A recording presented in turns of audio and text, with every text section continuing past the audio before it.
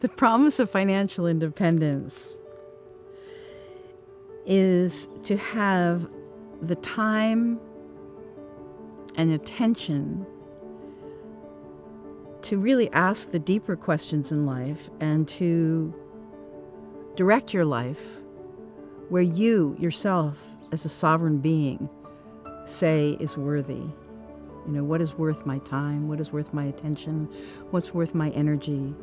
What is worth doing in this life? It's like having the leisure, the privilege. It's really a privilege, having the privilege to engage in these larger questions deeply in a sustained way. And the thought is that it's going to be fun and games, and I'm going to just relax. But actually, it is the privilege to climb the philosophical mountains. You know, in Hinduism, they have like this 4 phases of life. There's the youth, householder, sage, and forest dweller. Those are the 4 phases of life. And youth is just you're learning your way around things, and the householder is you're making money, raising a family, etc. And you become, the idea there is that you actually fulfill your duty to society in the next phase. The sage phase is your philosophical phase. It's like who am I? What makes life worth living? How can I serve? What's real? And then the forest dweller is when you're beyond even thinking about anything. You're wandering, blissed out sadhu, So in the United States, we only have these 2 phases.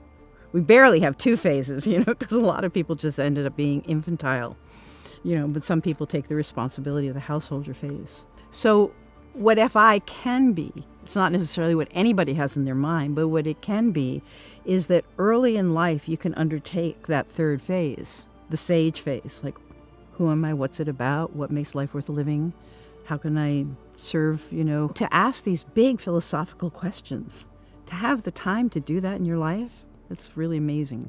I don't know what percentage of this subculture at this point has a sense of the obligations of privilege is to serve, is to not just put on your own oxygen mask, but to make sure that the people around you have their oxygen masks on. The realization, the sort of higher order thinking where you realize that if I work to make life better for everybody, I am more secure than if I live in a world where I am unconscious of the needs of other people and let them fend for themselves. I am more secure if in a more just world. How many people are going to invest their time, talent, and treasure post-FI in creating a more just world? I don't know. That's what's exciting to me. It's like, man, we got a bunch of world changers here. We got a bunch of people with some time on their hands. We got some shit going on in this world. It's really, can you imagine what would happen if just 10% of this fire community applied themselves with as much diligence and intelligence and systems thinking and to solving some big social issue collectively? But let's get on this. Let's do it. This group of people with intention could do that. No question.